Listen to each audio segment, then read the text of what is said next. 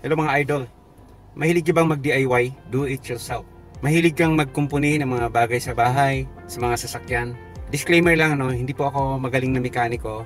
Natututo lang ako sa mga research at sa mga tinuturo ng mga expert. Nakakaintindi ako ng konti. Mas masasabi ko pa na medyo mas expert ako sa driving behavior, driving etiquette, driving safety, at saka traffic regulations. Tamang pagsunod sa traffic. Pero mayroon akong bagong natutunan, yung pagpapalit ng air filter or air cleaner sa Isuzu MU-X. Noong una, takot na takot ako kasi baka magkamali, baka masira.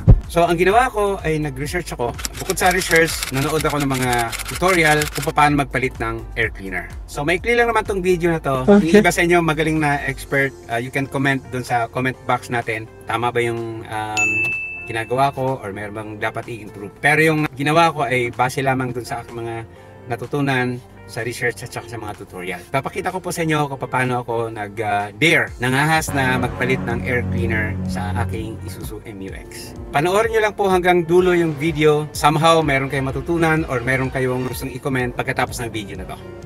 At by the way, kung hindi pa kayo subscriber, mag-subscribe na pala kayo sa Wheels and Voice TV. Paki-like na rin po at paki-share.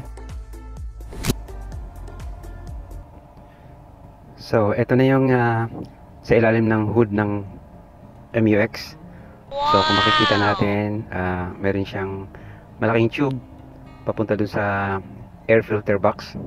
So, itong box na to ay kailangan nating buksan at meron siyang mga lock. So, again, first time ko na mag DIY, no, sa pagpalit ng air filter dito.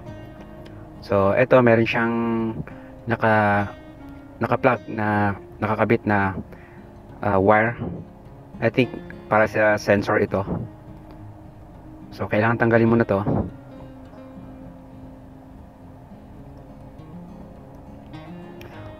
So yan, natanggal ko na. And then dito sa gilid niya meron siyang parang tab na yun, may nakakawit. So kailangan lang siyang tanggalin sa pagkakakawit. Tapos dito sa may kabilang side naman meron siyang clip. So yung clip tinanggal ko. And then yan, pwede nang buksan. Yan, presto, pwede mo nang dukutin yung air filter. Yan. So hindi naman siya kinakailangan na tanggalin mo siya totally lahat. So as long as umangat na siya at kasya na yung air filter para tanggalin. So pwede na. So kung mapapansin nyo, sobrang dumi na. Yan. Sobrang itim na. So palitin na talaga.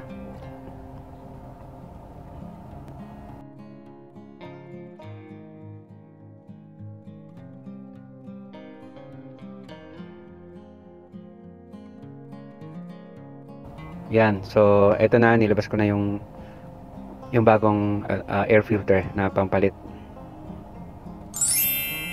Wow! So ganito yung itsura niya. So kung mapapansin nyo, itong bago, meron siyang parang malaking flat na foam. Kumpara dun sa tinagal natin, wala siyang ganon. So dahil first time ko na magpalit nito, hindi ko alam kung ito bang foam na to ay kailangan siyang i-retain or kailangan tanggalin, kasi yung pinagtanggalan ko naman ay wala siyang ganito. So dahil nakita ko sa una na wala naman siyang ganon, wala siyang foam, so tinanggal ko tong foam na to. I'm not sure kung tama tong ginawa ko, pero anyway, basta sinundan ko lang yung nauna. Anyway, kung magkaano man ay papalitan din naman to. So ayan, nilinis-linis ko pa kasi assuming na hindi yun kasama, so tinanggal ko siya. And then syempre nilinisan ko na lang, tinanggal ko yung mga para mga himolmol para hindi siya masama sa paghigop ng hangin. So ganyan yung itsura niya. So medyo binrush-brush ko pa para matanggal yung mga hibla-hibla. So ngayong malinis na, so Yan, kung bago ko siya ikinabit ay pinag-compare ko talaga kasi gusto ko makasigurado kung pareho ba.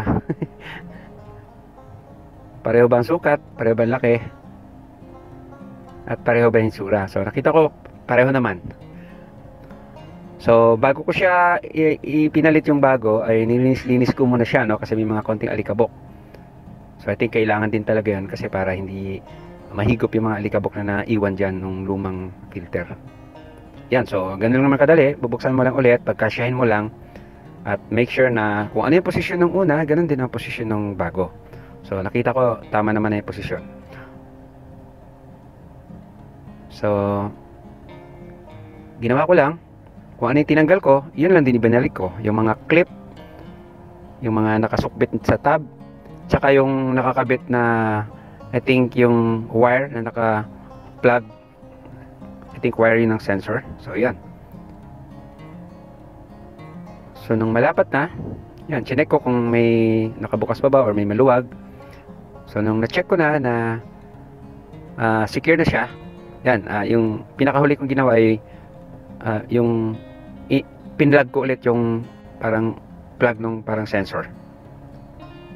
So yan, complete na. Tingnan natin. Siyempre ang susunod kong gawin is paanda rin. So yun po yung first time na pagpalit ng air filter ng Isuzu MU-X. So DIY lang po. So, I hope na meron tayong natutunan. So abangan nyo na lang po yung mga susunod nating video, no? Yung iba ay tutorial, yung iba naman ay mga experience sa pagdadrive. Salamat po.